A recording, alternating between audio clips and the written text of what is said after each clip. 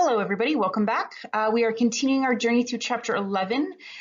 This lesson I'm calling Modern Genetics, as we're kind of taking a turn away from the Mendelian ideas. All of those heritable patterns still hold true, but we're adding a little bit of knowledge that was gained as the scientific community learned a little bit more as technology got better. They learned a little bit more about chromosomes and genes and some more complex patterns that we were seeing in different organisms. So we're going to start, we're going to introduce another geneticist. His name is Paige Morgan, and he worked with fruit flies, where Mendel worked with pea plants. Paige Morgan worked with fruit flies. They're a great specimen organism to work with. They're small, they're easy to raise. They don't have very many chromosomes, and there's some pretty obvious changes or phenotypes, if you will. And it was easy to find the genes that coded for those phenotypes. So their chromosomes are actually in this picture. So here are the homologous pairs. There's 1, 2, 3, 4 pairs of chromosomes. So their diploid number was 8. Their haploid number was 4, and these are the X and Y chromosomes here. That's why they look a little bit different from each other. And one of the first phenotypic change that he was looking at was eye color. So if you take a look, the eyes are different. So we have a red-eyed fruit fly and a white-eyed fruit fly. So instead of using the terms dominant and recessive, T.H. Morgan introduced the terms wild type and mutant. So the wild type is like the normal. This is the expected, maybe the dominant, if you wanted to compare that to Mendel's terms. So the wild type is the majority, the more common phenotype in the population, where the mutant was the oddity, the thing that kind of showed up every once in a while. So he looked at eye color, and if you'll notice some of these other pictures, look at the wings on this fly and the little tiny wings on that fly. So there's another phenotypic trait that he was tracking. Just like Mendel tracked the genes of flower color and seed color and plant height and those different characteristics, T.H. Morgan was recognizing these normal phenotypes and then the mutant phenotypes like eye color, body color, wing shape or wing size, those types of things. And one of his biggest contributions to genetics was this thing called linked genes. So we're going to talk about linked genes and sex-linked genes, and those are not the same thing. So I know it's hard using the similar words. Biology does that sometimes, but they're not always the same idea. So just know linked genes and sex-linked genes are not the same thing. The word linked is a slightly different connotation for each kind. So in this idea, and just linked genes, the idea is that when the locus, right, the loci, the physical location of the gene, if two genes are closely related, closely located to each other, the likelihood that they're going to be randomly broken up during crossing over, right, where the bits of the chromatids swap in prophase 1 of meiosis, the likelihood that that's going to happen is greatly reduced. So if you have two genes, if their loci are really close together, those genes are usually inherited together. And that's the linked part of this idea of linked genes. So the way that he kind of calculated this and figured this out is with a kind of a 2-trait cross. It wasn't dihybrid. I mean, there were some hybrids, but then he did almost like a test cross, but not quite. It was a dihybrid cross with a homozygous recessive for both traits. So let's take a look at the traits here. I'll just use the highlighter. So here we have gray body and normal wings, and it was heterozygous. So if you take a look at the genotype, it was big V, little b for the body color, and big V, little v for the wing shape. So if we're going to keep track of that, we can say, oops, let's get a darker color. BB or BB equals a gray body, where little b equals a black body. okay? And then we had V. So big V, or big V, little v equals normal wings, and little v equals vestigial wings. And you can see here, these are so funny looking. These little guys, that's its wings compared to the normal size of wings. So vestigial wings are just non-functional little crinkled up wings. So that's what our key is, right? So gleaning out the information that we know. So the genotypes that give us those particular phenotypes. So he crossed a heterozygote, so it had big B, little b. So it was this and this, gave us the gray normal fly, female. And then he crossed it with a black vestigial, so homozygous recessive for both traits. So the male could only produce those sperms, so little b, little v, whereas the female, because it had heterozygous for both traits, remember we did that little design kind of making all the possible outcomes for the haploid gamete. So we had big V, big B, big V, homozygous or recessive for both, dominant for body color, recessive for vestigial, recessive for body color, dominant for vestigial.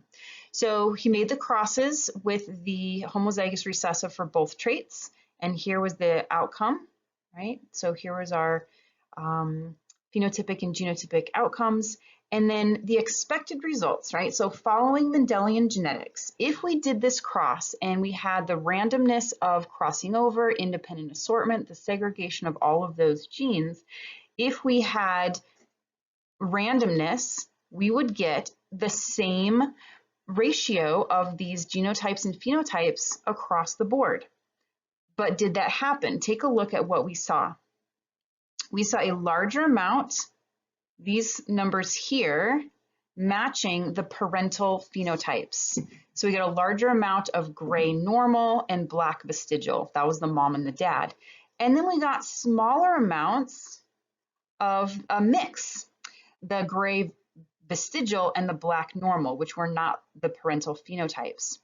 And so he's like, well, that doesn't make sense. You would think that we would have 100 or equal ratios of all of the phenotypes and genotypes, but that wasn't the case. So okay, sorry, I had to pause. My cat was getting up on the counter. Life with kitties. All right, so with the discovery that Paige Morgan made with those outcomes that were not the expected outcomes of the phenotypes and the genotypes, he proposed this idea that genes weren't always randomly distributed, like what we saw with Mendel and all of these beautiful ratios that would be enforced by his plant model. The fly model showed that there wasn't always this idea of equal distribution of all of these phenotypes. So let's say you have a chromosome, and on this chromosome, you have a gene here, and then really right next to it, you have a gene right here.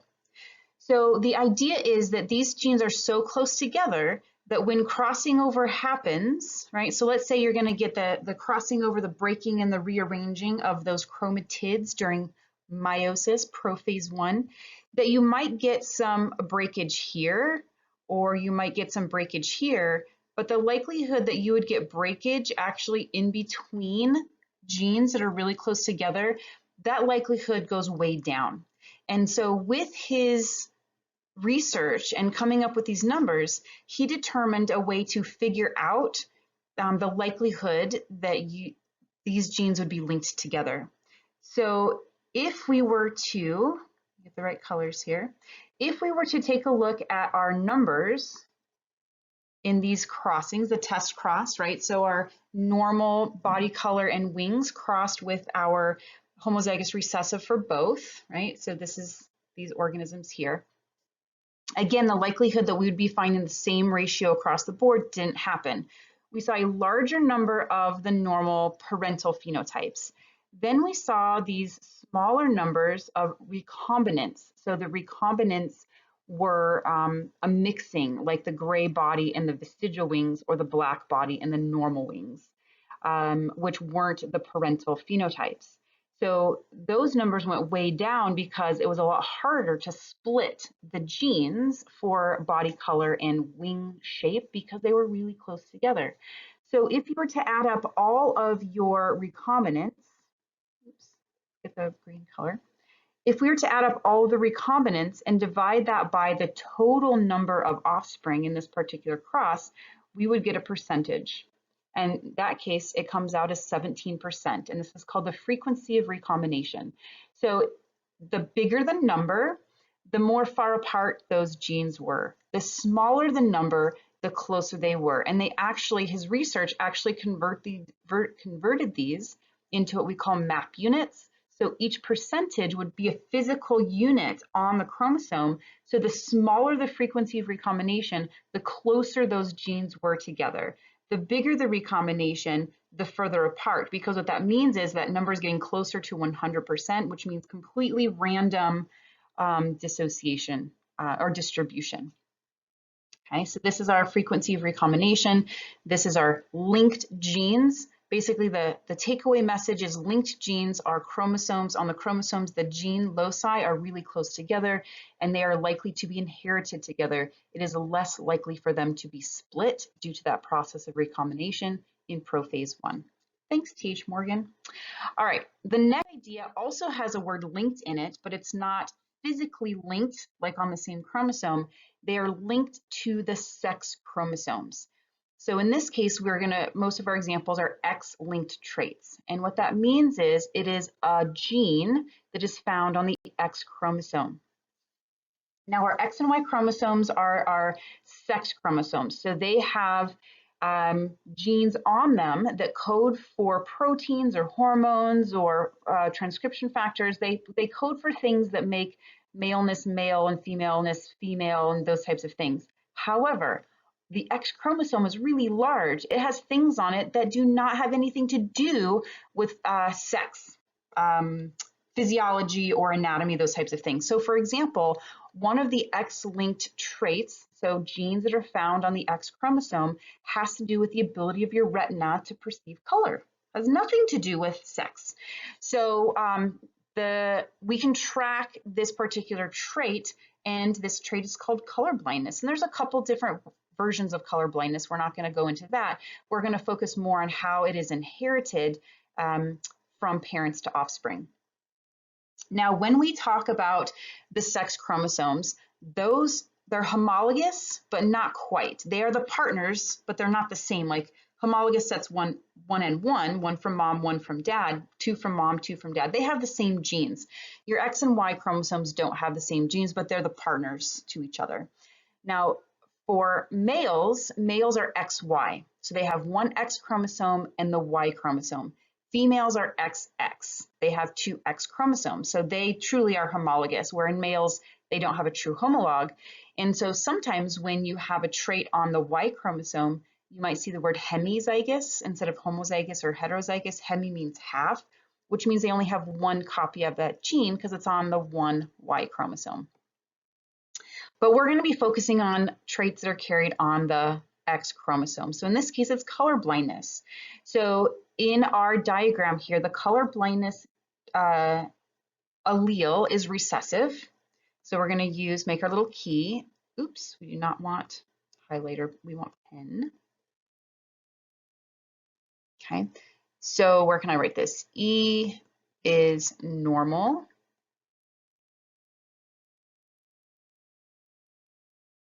For some reason, my M is not working. Normal. And little e is colorblind. Okay. So if we take a look at our scenario, this first scenario over here, we have a male that on his X chromosome, he has a recessive allele. And a lot of times when we're doing X-linked or sex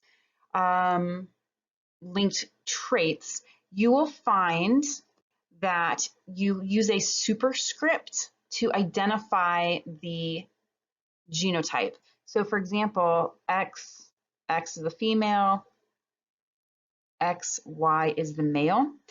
You would notate their genotype by using a superscript. So for example, big E on the female would indicate a normal color vision, homozygous dominant, normal female. If we had a colorblind female, it'd be XX showing it's a female, and then superscript little e, so that's homozygous recessive. For males, if it was a normal vision male, you just need the one superscript because the Y chromosome does not carry the gene. Or if we wanted to show a colorblind male, it would be X sub superscript E and then the Y. And then lastly, I'll squeeze in here, if we had a carrier, so a female that was not colorblind but was heterozygous, it would look something like that. Okay, so this is kind of like our key for normal male and colorblind male, normal female and colorblind female, and a carrier. So let's go back to this first case. So we have a colorblind male crossing with a heterozygous female. So again, we have to make our gametes. If you are a female, your eggs can only carry the X chromosome. That's all you have. So our laws of segregation, females are 2 X's, every single one of their eggs are going to carry an X. For males, because they are XY, half of their sperm will carry the X chromosome, half of their sperm will carry the Y chromosome. So if we were to have this egg get fertilized with this sperm, we would end up with a female because XX is a female. The mom gave the normal allele and the dad gave the colorblind allele. So this is going to be a heterozygous female, so she's a carrier of the colorblindness trait. If this egg was fertilized with this sperm, the mom donated the colorblind allele and the X chromosome. The dad donated the colorblind allele on the X chromosome, so you'd get a colorblind female. Okay. In this combination, if this egg got fertilized by that sperm, it would be a male because it's XY, and it would be a normal vision male because the mom gave the normal allele. If this is the egg that was fertilized by that sperm, it would be a male because it's XY, and it would be a colorblind male because the mom donated the recessive allele.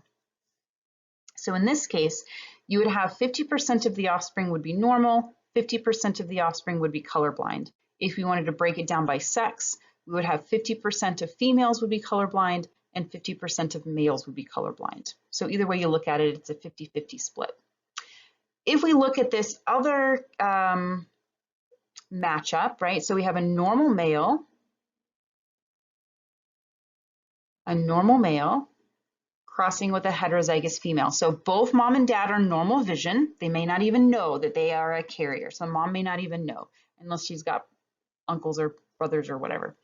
So the normal vision male crossing with a normal vision female. So again, the female can donate only X's, but because she's heterozygous, she can donate a dominant allele and a recessive allele. So half of her eggs are normal, half of her eggs are carrying the colorblind.